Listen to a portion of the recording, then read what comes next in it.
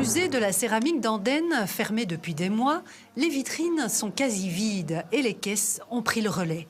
Un déménagement de musée, ça se prépare en effet des mois à l'avance.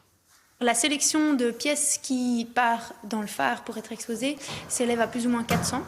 Donc il y a 400 objets de taille et de matériaux extrêmement divers qu'on doit manipuler ici et qui nécessitent du coup chacun un traitement très individualisé, ce qui évidemment nous prend plus de temps à chaque fois.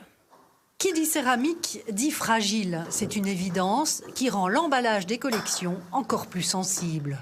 Selon les collections, on a des fragilités différentes. Mieux vaut être bien réveillé le matin quand on travaille là-dessus, sinon il vaut mieux se mettre à autre chose. Mais c'est sûr que pour des grosses pièces de grès, on peut être avec des matériaux qui sont moins précis. Par contre, si on va être sur de la faïence de la porcelaine, c'est sûr que ce jour-là, il faut vraiment être très minutieux, bien réveillé et faire attention aux moindres mouvements et préparer un conditionnement où on est sûr qu'une fois que ce sera non plus l'homme qui va manipuler l'objet, mais par exemple dans le camion ou dans l'ascenseur ou quoi, s'il y a un choc, un mouvement, bien là, on est aussi assuré qu'il n'y a pas de problème pour l'objet. Chaque objet est examiné, mesuré, inventorié et marqué avant d'être emballé. Des étapes indispensables à une meilleure identification de chaque pièce. Alors cet objet-là, il a droit à un traitement de faveur, il va être photographié, pourquoi ?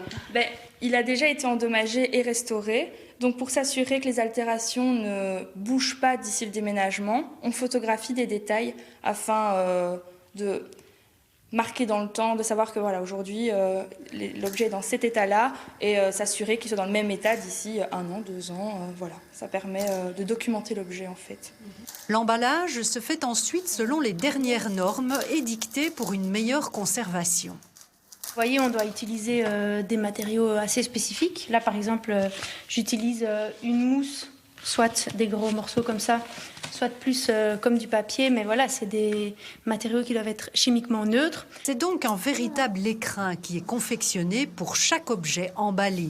Le déballage est quant à lui prévu au printemps 2020 dans un tout nouveau musée.